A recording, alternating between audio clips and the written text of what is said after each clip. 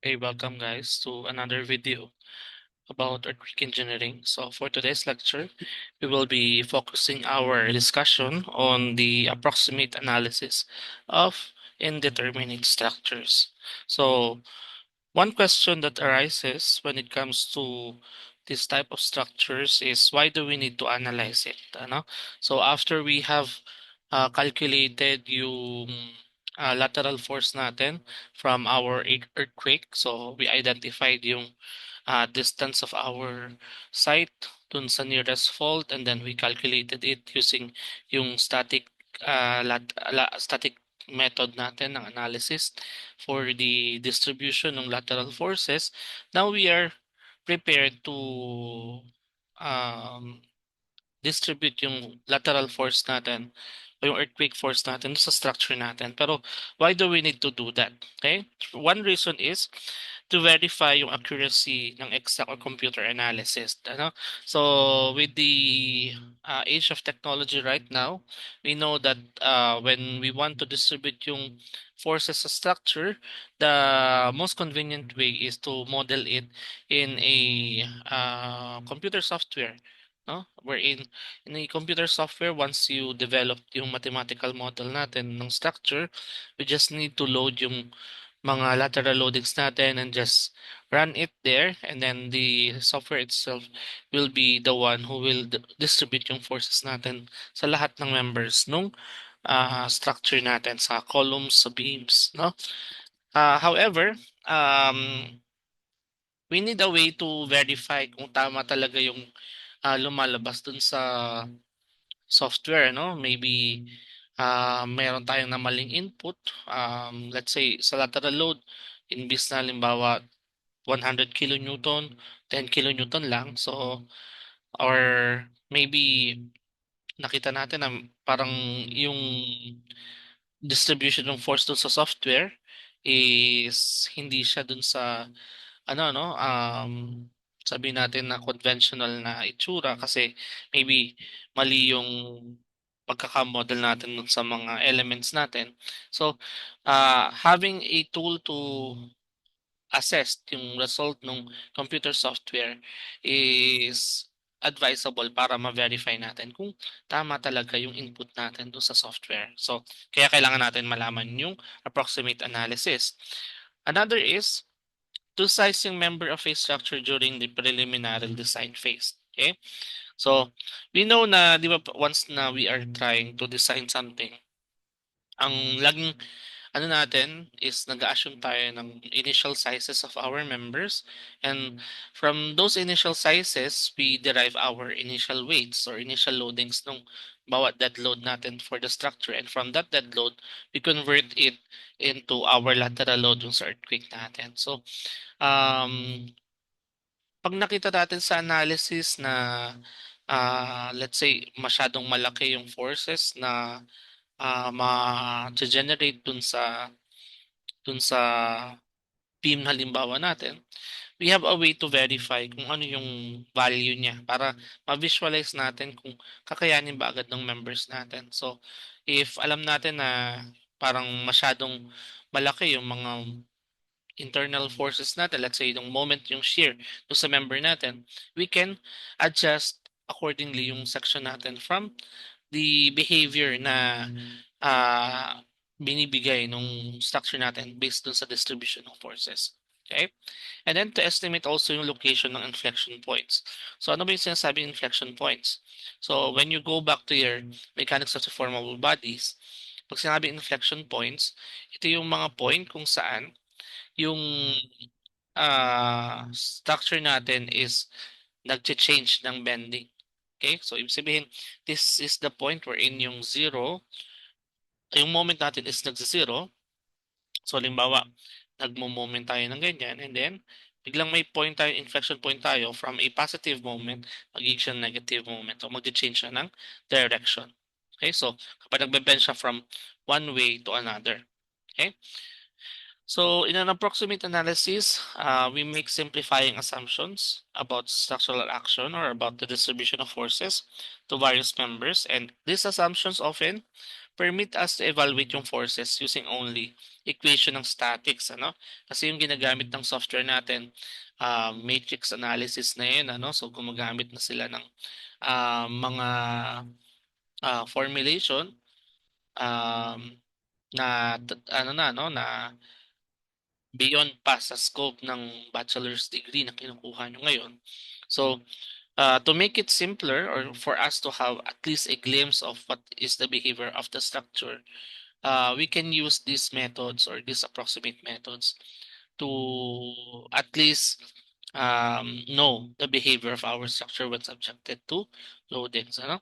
So, kaya equations of statics lang yung gagamitin without considering compatibility requirements. So, ibig sabihin ng compatibility requirements, um, yung pag indeterminate na siya, kailangan na natin kunin yung sa deflection equation and yung relation ng mga supports or yung condition, yung mga boundary conditions natin of our supports. Ano? So, kaya tedious na work siya, no? If we will try to calculate yung exact value yung lumalabas sa software versus a hand calculation na gagawin natin for the approximate analysis. Okay?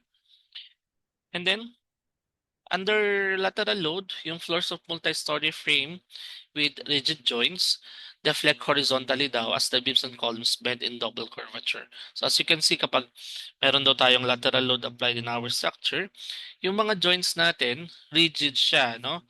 So, ang nagkakameron ng movement is yung ating horizontal at vertical elements which are the beams and the columns. And mapapansin nyo dito, depende sa type of support, yung magiging performance mismo nung ating frame. Okay? And as you can see, may mga dotted points dito sa ating diagram, and that is yung sinasabi natin kaninang inflection points wherein nag-change ng direction yung movement natin. So dito, from a um, positive moment, nagiging siya negative papunta doon. Okay, so from a negative, nagiging positive. So siya tinatawag na, nagkakameron siya ng double curvature, no? Kasi nagkakameron ng interchange between being a positive moment or having a positive moment going to a negative moment na um, behavior ng ating elements.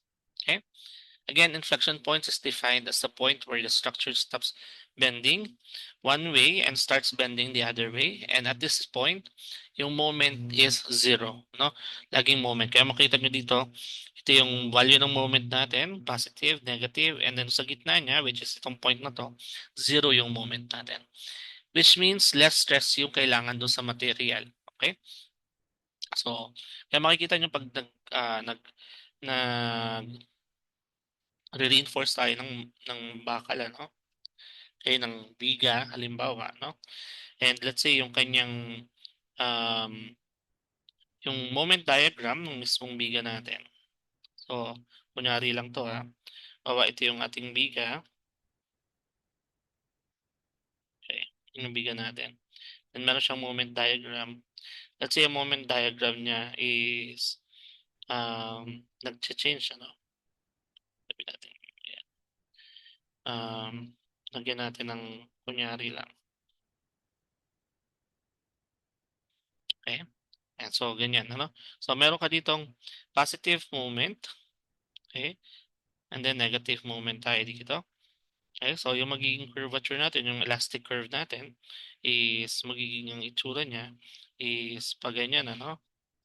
Magiging elastic curve natin. So, ibig sabihin, kung positive moment to, okay, sa design ng reinforced concrete, dapat dyan yung portion kung saan meron tayong reinforcement dun sa bottom bars natin.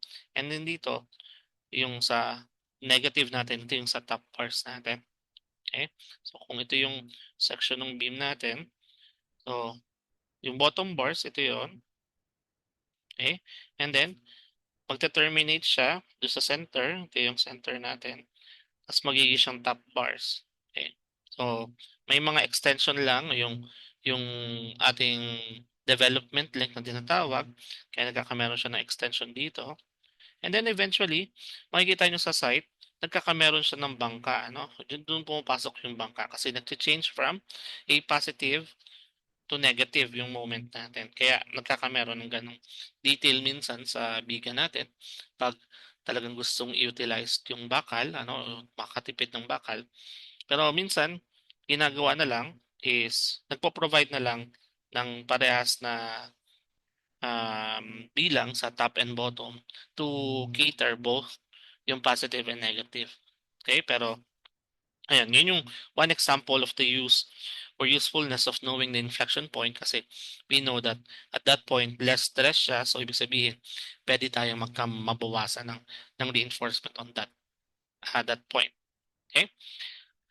Okay, going back, we have yung mga portal frames natin. So, portal frames are frequently used over the entrance of a bridge and as main stiffening element in building design in order to transfer yung mga horizontal or lateral forces natin applied to the top papunta do sa foundation. Kasi yun naman, di ba, yung pinaka-purpose natin. Dapat lahat ng forces natin is ma-deliver papunta sa baba sa foundation natin. And usually, ito yung itsura ng portal frame natin.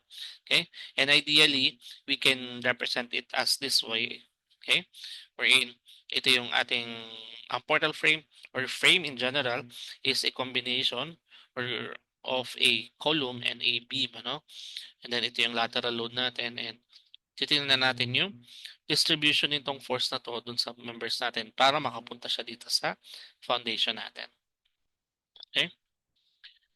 So, portal frames can be supported fixed, supported, pin supported, or supported by partial fixity. So, ito yung sinasabi ko kanina, nag-iiba-iba yung behavior ng curvature natin depending on the type of support that we have on our frames. Okay? So, una, pin supported tayo. Okay? Then fixed supported, then partially fixed or may support with partial fixity. So, starting out with pin supported frames. So, when we say pin supported yung frames natin, mapapansin natin, di ba, pag pin, ilan yung ating support reaction. So, we have 2 on each support. So, meron tayong 4 in total, ano? Sa ang ating equilibrium equations ay 3 lang. So, meron tayong redundant o meron tayong indeterminate tayo to the first degree. So, kung indeterminate tayo to the first degree, okay, kailangan ang assumption natin merong nagpa-plastic hinge o nagkakameron ng internal hinge dun sa members natin. And ang assumption kapag naka pin supported tayo is yung girder natin, okay, yung assumption must be made to reduce yung frame to one that is statically determinate. So, ina-assume na nag-hinge yung girder natin at the center. Okay? So, pag nag-assume kasi na naka-hinge siya, okay, ano mangyayari? Magkakameron tayong additional equation para dun sa sobra natin, sa indeterminate natin structure. Okay? So going back kung doon sa stability, ano, sa discussion natin sa stability o determinacy ng section natin. So for external, we have how many supports? We have 4 minus 3 equilibrium equation. So indeterminate tayo the first degree. Okay? So internal, okay, wala tayong loop, pero meron tayong hinge. Okay? Meron tayong isang hinge. Okay? Internal hinge siya. So negative. And then, that is, ilang members yung nakakonect? May 2 members, minus 1. So, negative 1. So, ibig sabihin, internal stability natin is negative 1. So, pag kinuha yung total, that is E plus internal, that is 1 minus 1, equal to 0. It means na determinate na yung structure natin. Nung nag-assume tayo na yung ating midpoint sa girder is naka-hinge. And anong nangyayari sa moment diagram niya? So, dito, and makikita nyo, consistent yung ating moment, no? Dahil sa curvature. Pero, pag tingnan mo sa moment diagram nung biga, nung girder, nagkakameron siya ng 0 point or internal hinge dito. Wherein nagbabago yung force natin. Okay? So, mapapansin nyo dito, ayan, makakalculate na natin yung support reaction based from the condition na nagkameron siya ng internal hinge. Okay? Next. For fixed supported frames, so halos ganun din ano. Pag chinek natin, pag fixed tayo, we have how many supports? So 1, 2, and 3. 1, 2, and 3.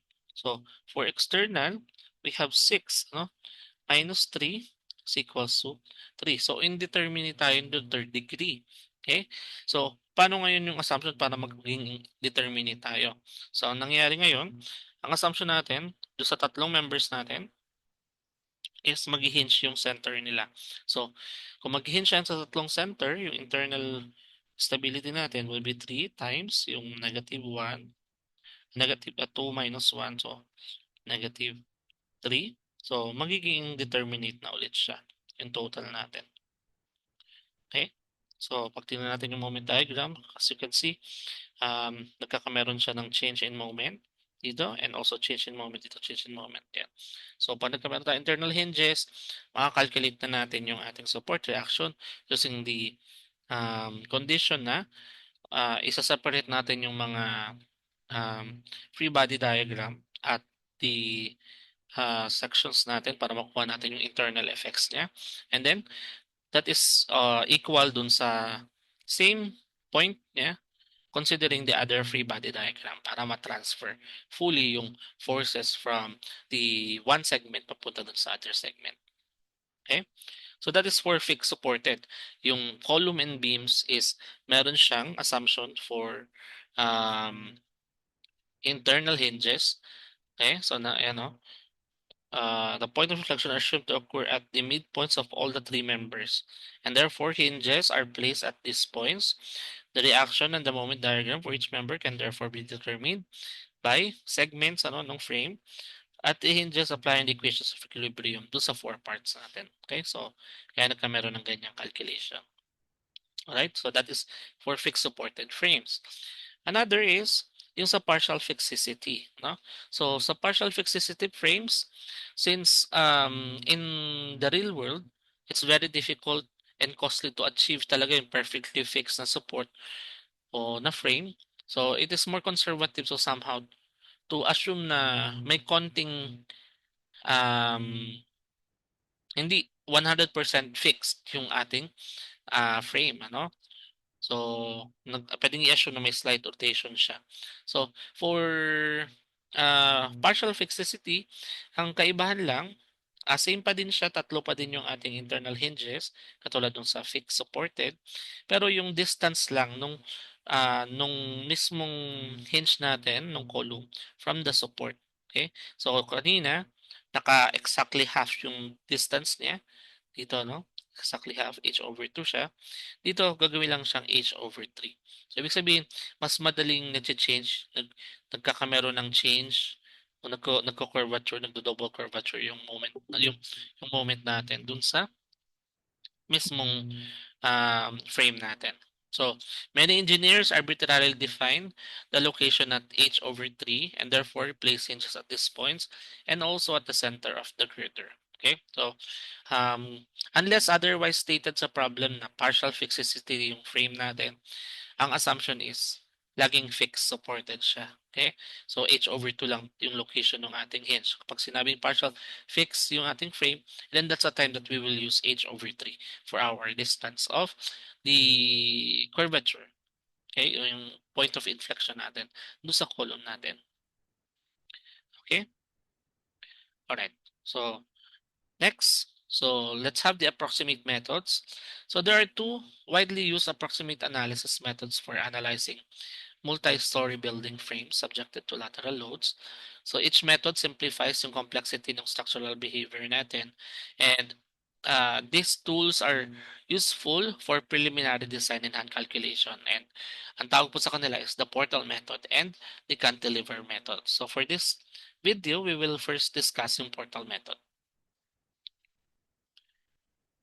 So the portal method is often used for analyzing low to medium rise buildings. So kung titingnan natin sa NSCP, usually kapag kino-consider niyang low to medium rise is 18 meters or less, yung kanyang height. no? So 18 meters, kung halimbawa 3 meters per level is mga 6 stories, ano, o 5 or 6 stories high, pwedeng gamitin sa portal method.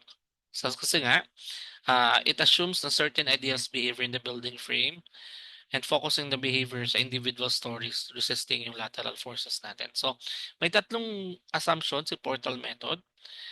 Um, I-skip muna natin yung number 1, number 2, and 3 muna. So, number 2, a point of inflection occurs at mid-height ng column. Okay? So, katulad nung diniscuss natin sa fixed supported frames, yung half ng column, yan yung location ng kanyang point of inflection or kung saan nag-change yung moment natin. Ibig sabihin, at that point, at that specific point, moment is equals to 0. Okay? The number 3 is sa girder naman daw, mid-span ng girder. So that also tell us na 0 yung moment doon. And then, ito yung pinakamalaga, the shear in interior columns are twice as large as the shear in the exterior columns. So, bakit naging ganun yung assumption niya?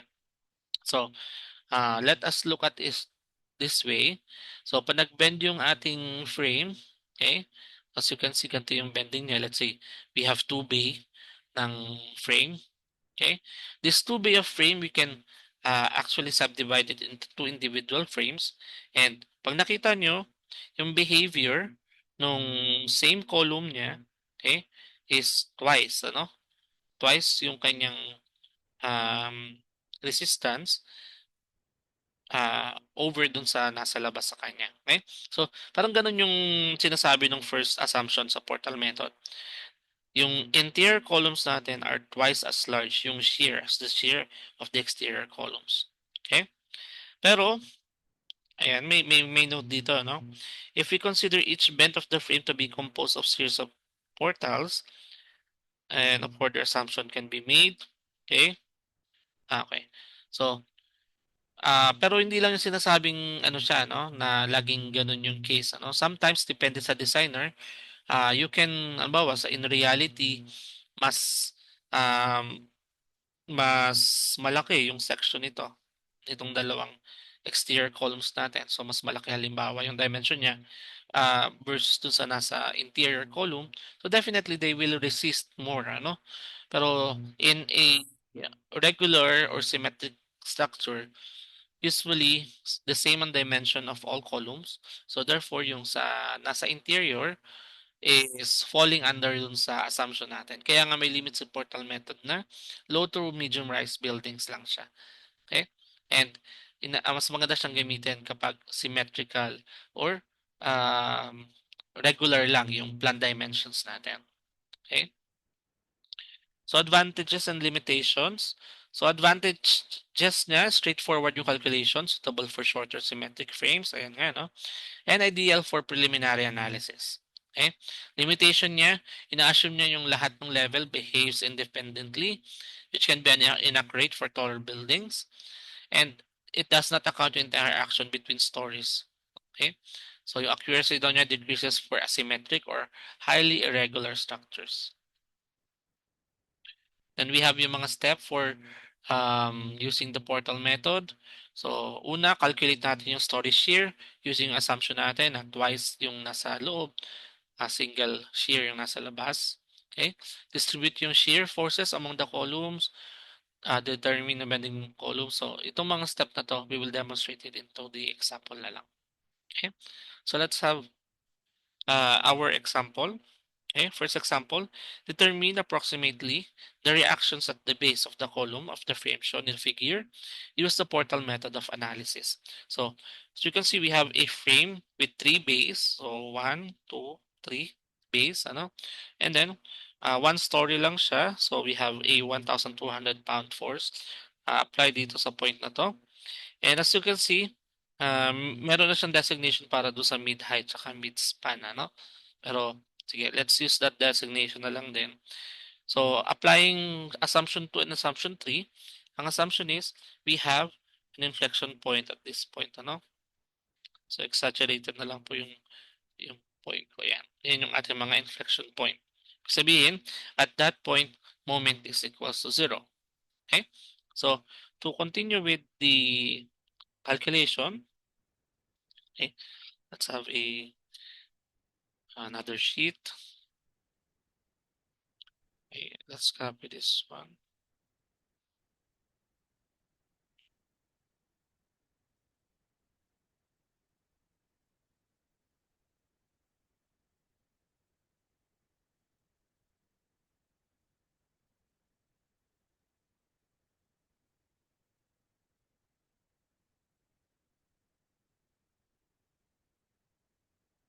This is our structure.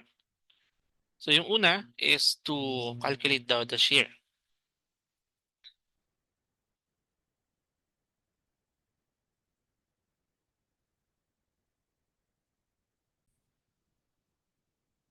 To do that, we need to cut yung ating frame to half along the mid height.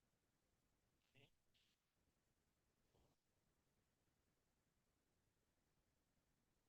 So yun yung frame natin. Okay?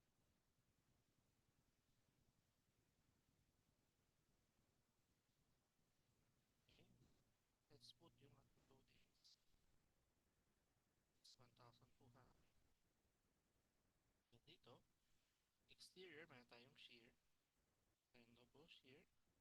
Sa interior to. And then we have the exterior. Okay? So calculating the value of shear, we have summation of forces. X equals to 0. Take it to the right as positive. We have 1,200 pounds equals V plus OB plus OV plus V. That is 1,200. That is 6V. Or V natin is equals 200 pounds. Okay? So, 200 pounds na pala yung value ng V per hour structure. No? So, after that, we can now analyze separately by segment yung frame natin. So, starting in the uppermost, ano? Kung nasan yung loading natin. So, ibig sabihin kada segment yung ating pag-analyze sa kanya, no? Segment by segment. And then, ang kailangan na daw natin is makuha yung support reactions natin dito. Okay? So, starting with the first segment, let's have this one. IBM, segment IBM. Okay, so FBD of IBM.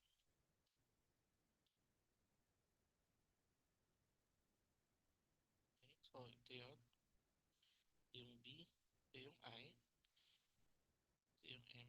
Then we have here 1,200.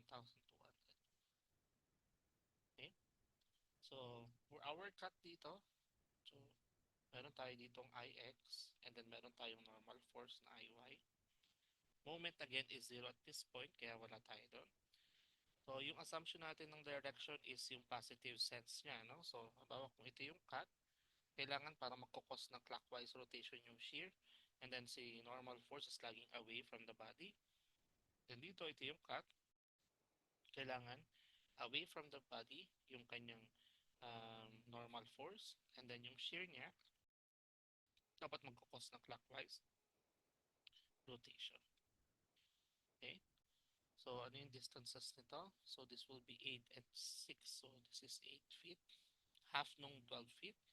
And then, anong 16 feet. And then, this is 6 feet. Okay? Pero si IX, as we have calculated, that is equals to sa V natin, which is 200. Okay? So, kakalculate lang natin yung mga unknowns. Sabihin, itong mga missing natin na reaction na forces, internal forces, using yung equilibrium equations natin. So, first, summation of forces X is equals to 0. To the right is positive. So, we have 1,200 plus mx minus ix is equals to 0. That is 1,200 plus mx minus 200 is equals to 0, or mx is equals to maging 1,000, then transpose that is negative 1,000 pounds. Okay, that is our mx. Now is gusto natin makuha yung value ngayon nung isa. It's either IY or MY. So, pag nag-summation of forces Y tayo, wala tayong makukuha value for now. So, moment dapat, ano?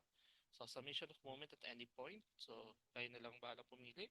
Summation of moment, let's say, at M is equals to 0. So, gamitin ko yung tabular approach. Okay? So, sino-sino yung mga magro-rotate? Magro-rotate is si IX, si IY, papunta dito kay M. Ano? Si 1, 2, hindi. So, itong dalawa lang magro-rotate. Okay? So, si IX, magro-rotate siya papunta kay M. That is counterclockwise. So, clockwise rather. So, IX, so 200 times 6. And then we have IY. Si IY magro-rotate counterclockwise. That is IY times 8.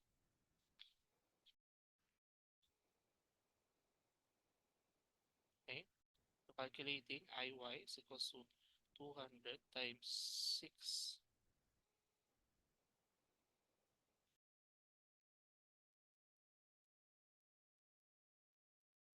over 8.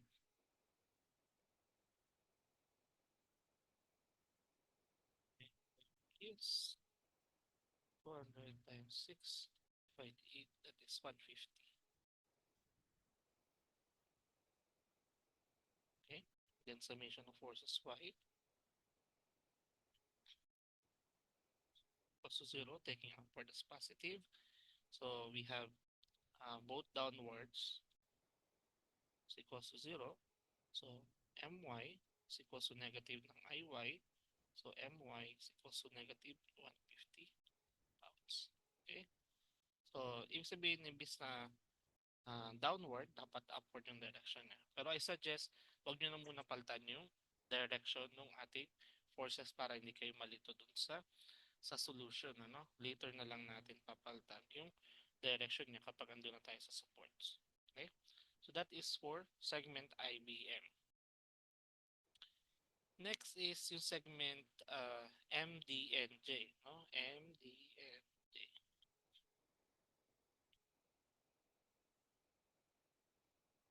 So FBD of MDNJ. We have here. Okay. So M, D, and J. So forces natin, we have here upward na My, outward na MX. We have here JX, and then outward na JY.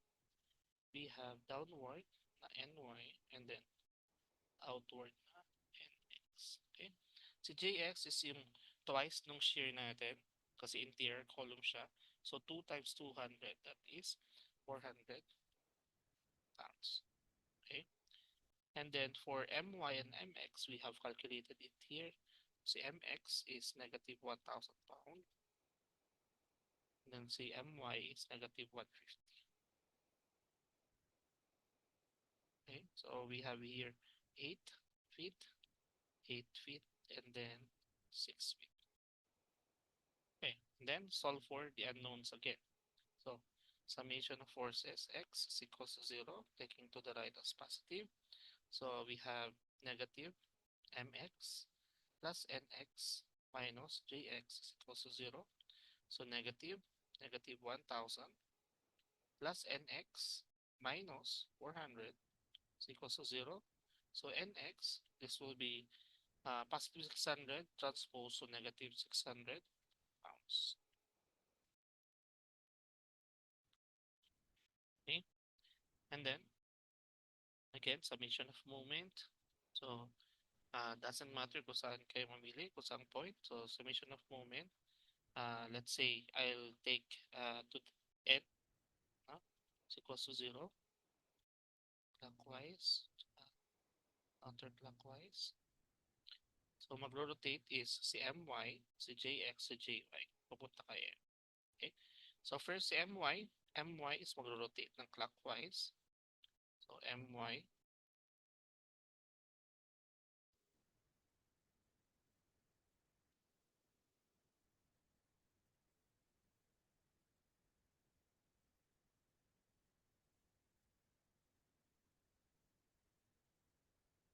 my times 60.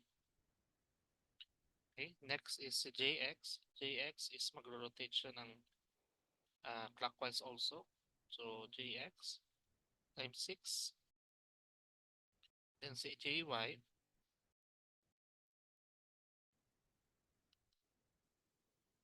So mag-rotate siya ng counterclockwise. So jy times 8. Okay.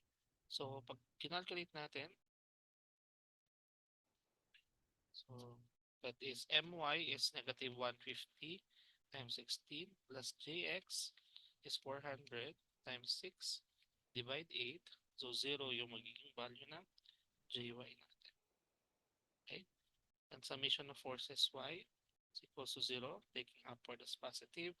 So we have my minus ny minus jy is equals to 0. So my, may value tayo ng my.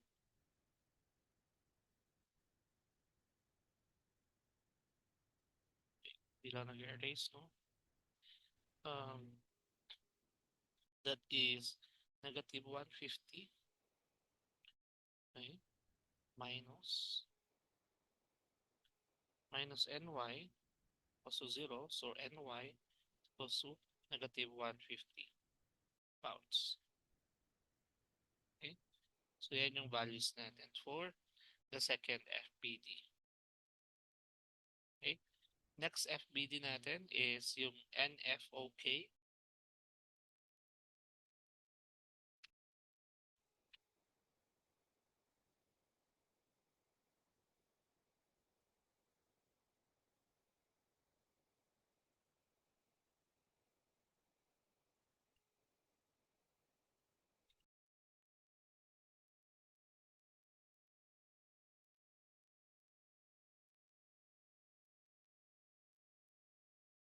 Outward, upward, ny, downward na oy, ox, ax, this is 8, 8, 6. Okay. So from our previous calculation, si nx as si ny, nx is negative 600 and negative 150 si ny. So dito may values na to, no? This is negative 600. This is negative 150. Si kx is equals to sa 2y, so that is 400. So makukuha na natin si ox. So summation of forces x equals to 0, taking to the right as positive. We have negative nx plus ox plus kx is equals to 0. So negative 600 plus ox plus 400 is equals to 0. So ox is equals to, this will be positive 600 plus 400, 1,000. Transpose is negative 1,000 pounds.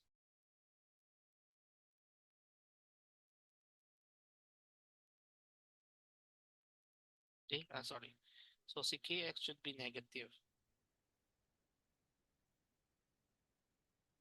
This should be negative. So it should be 600. 600 plus minus 400, 200. So negative 200.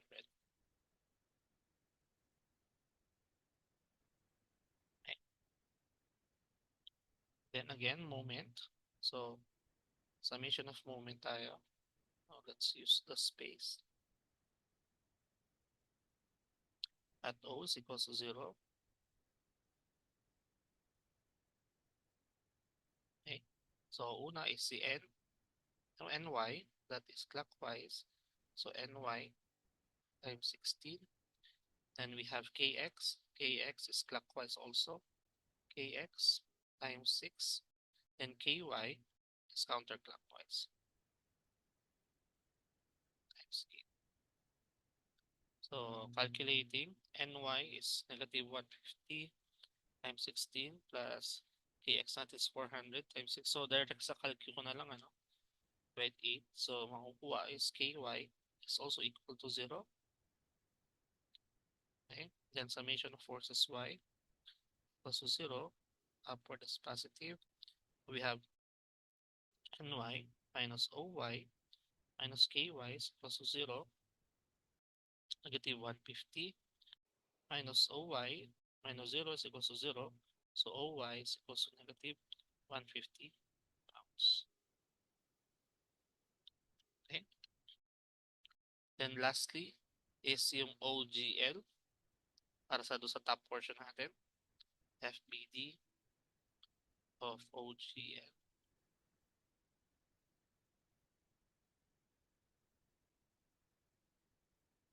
OGL.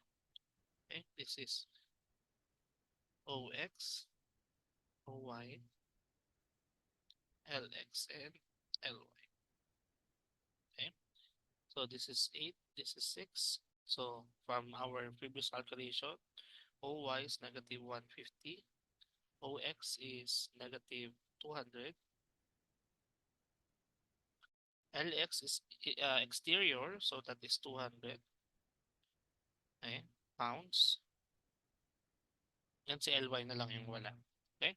So summation of forces X equals to 0. To the right is positive. So we have negative OX plus LX minus LX.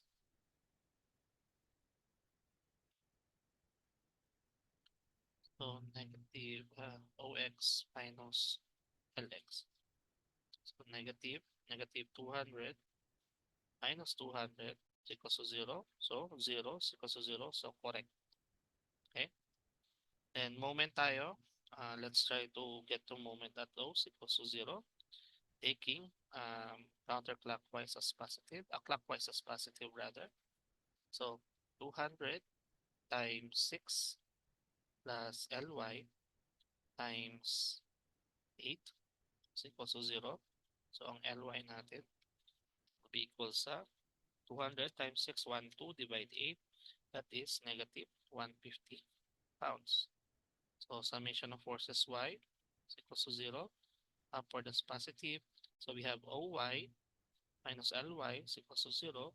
That is negative 150 minus 150 is equals to 0.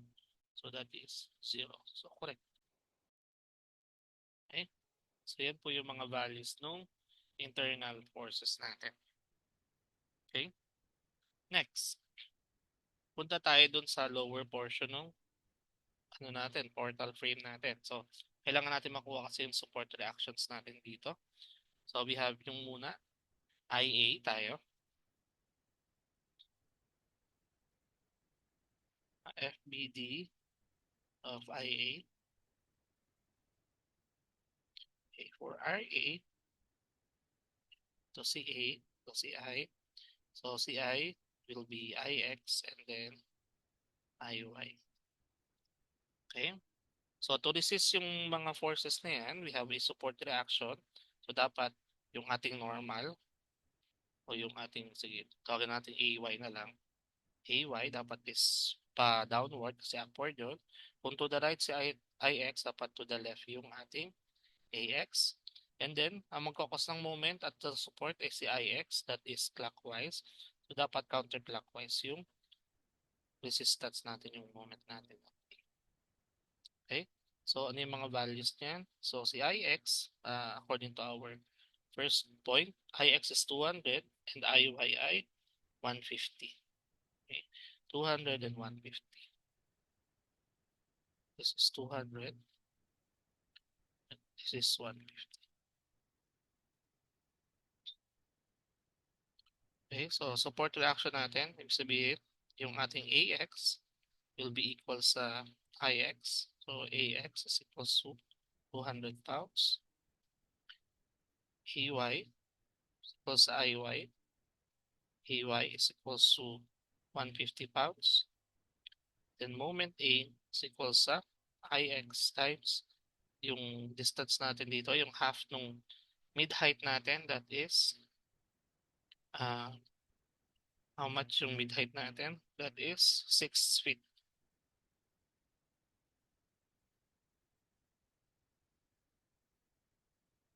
Okay, so that is 200 times 6. So MA natin is 1,200 kip, pound feet rather.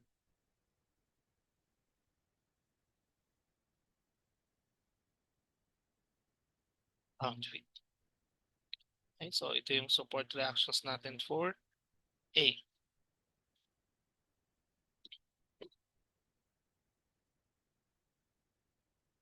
For B, for C, we have JC.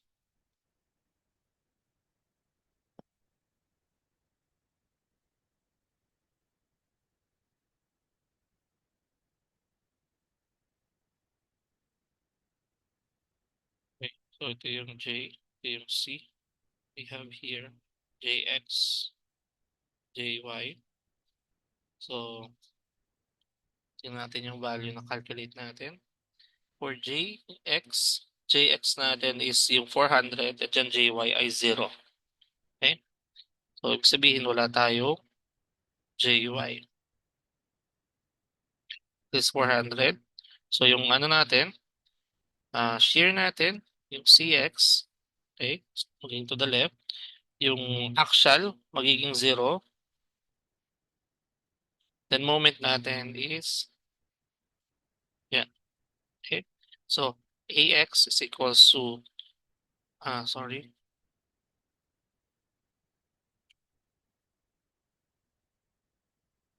So, we have CX is equals to JX, so CX is equals to 400 pounds. We have CY is equals to JY, so CY is equals to 0. And then we have moment at C is equals to JX times 6. That is 400 times 6, or MC is 2,400 pound feet. So ito yung support reaction for our second column.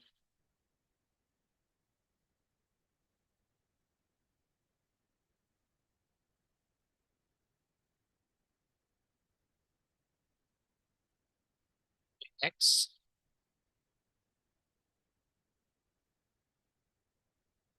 FBD of our next cut, that is KE.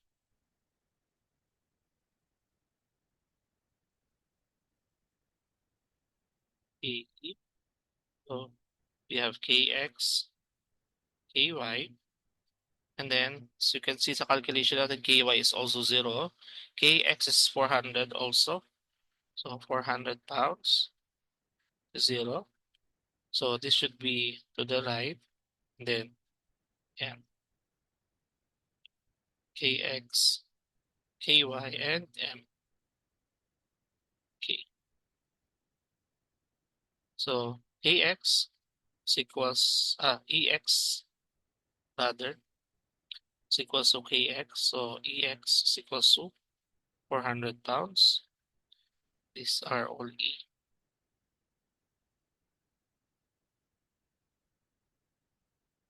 Okay, and then we have EY is equals to KY.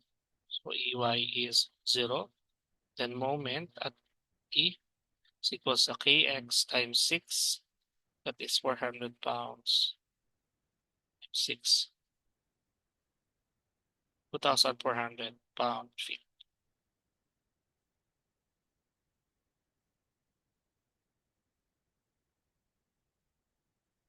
Okay. And lastly, this one. So FBD of LH. So this L, this is H, this is LX, LY. So LX and LY, nandito siya sa LY natin is negative 150, tapos 200. No? So this is 200, and then this is negative 150. So kung negative 150 yun, it means na dapat downward talaga si LY. So dapat kung downward siya, magiging upward. Okay, yung kanyang HY. Okay, and then ito will be HX. And moment natin Okay, so x is equals to lx, 200 pounds, hy, so magiging siyang downward. So, magiging positive na siya. Kaya magiging itong 150 pounds. And then si mh, that is equals to lx times 6. That is 200 times 6.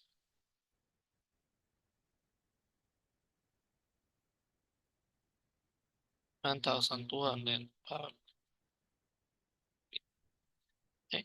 So, yan po yung ating mga support reactions na kailangan dun sa problem natin. Okay? So, that's how you calculate yung mga support reactions natin using our uh, portal method ng frame. Ano? First is again, to calculate for the shear. Once you have the shear, uh, yung parang way of calculation is just like trusses na lang. So, you calculate yung trusses, yung mga internal forces, and then yung mga calculate yung internal forces, yun yung gagamitin nyo din dun sa mga kadikit niyang internal forces. Okay? So, this is for number 1. Okay? Next, determine approximately yung reaction at the base of the column of the frame shown in the figure. So, we have a two-story figure na. So, 2 bay lang siya. Pero, same yung distance natin, 8 at 8. So, and then yung height naman natin is almost 11 meters lang. So, wala tayong problema dun um, sa requirement ni portal method. Ano? Okay? So, dito, again, first assumption natin is to have our hinges. So, ito yun, ano? Ilagyan na ang designation ng problem, yung mga letter. Okay? So, ang una is to calculate again for our shear. So, since two-story to, kailangan kukunin mo yung effect nung mga lateral load. Depende kung anong story yung sinosolve mo right now. Ano? So, hindi ko papakita yung full na calculation nito kasi I want you to discover it or to practice on it or on your own. Pero ang papakita ko is kung paano kinukuha yung shear at each story level. Ano? So yung first natin, let's have yung first story natin. Ito, lagyan natin ang cut dito. So yung sa first story natin, para mag-proceed tayo with the analysis of the segments. Okay? So we have here our frame. And ito yung frame natin. So ito yung kanyang loading, kilonewton. And then we have our shear. Single, twice yung internal, and then single. And then, summation of forces X equals to 0. So we have 20 kilonewton is equals to 4V. For V natin is equals to 5 kilonewton. So, for the first story, ibig sabihin, yung value ng OX ay 5 kilonewton and yung value ng QX ay 5 kilonewton. Yung P of X o PX o horizontal is twice nung V natin.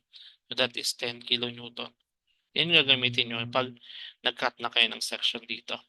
Okay? So, ibig sabihin yung first segment natin will be G, R, O. Okay? Then half natin, 4 meters. Then this is 2.5 meters. Don't forget yung lateral load natin na 20 kilonewton. And then dito, meron tayong OX, OY, RY, and RX. Okay?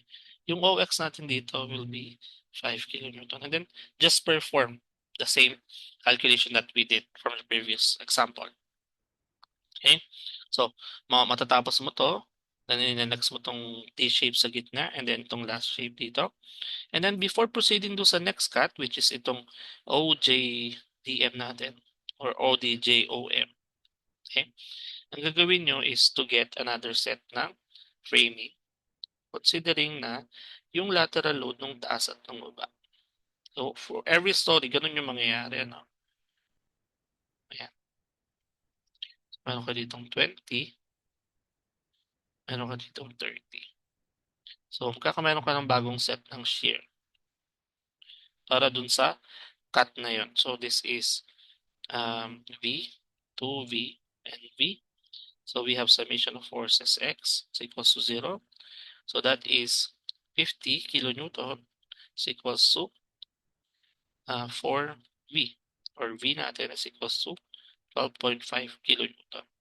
So, ano yung magiging value ng mga natin? So, ibig sabihin yung Jx, tsaka yung Lx natin, that is 12.5 kilonewton. And then yung ating K of X, which is equals to 2V, that is equals to 25 kilonewton. Okay? So, pag kinonsider mo na halimbawa itong portion na to, yung ODM natin. So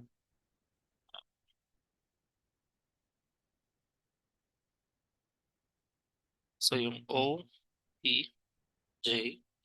So, kasama dito yung 30 pa din sa diagram. And then, this to, magiging na siyang yung OX natin. We have OY. Then we have JX.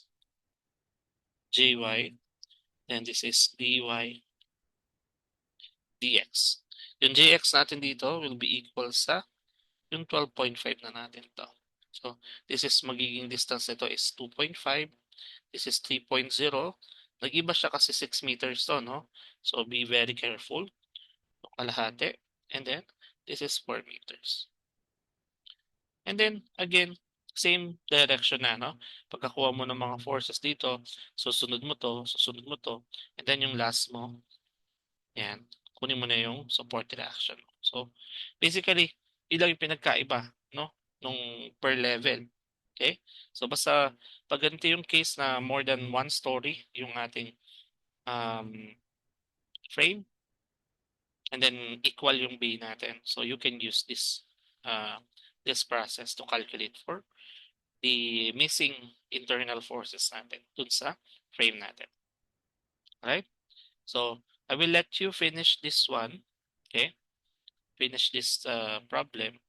Or you can check out the book by Hibbeler to check yung actual values na ginamit nila. Okay? Alright? So, that's it. That's our discussion for today. That ends our lecture.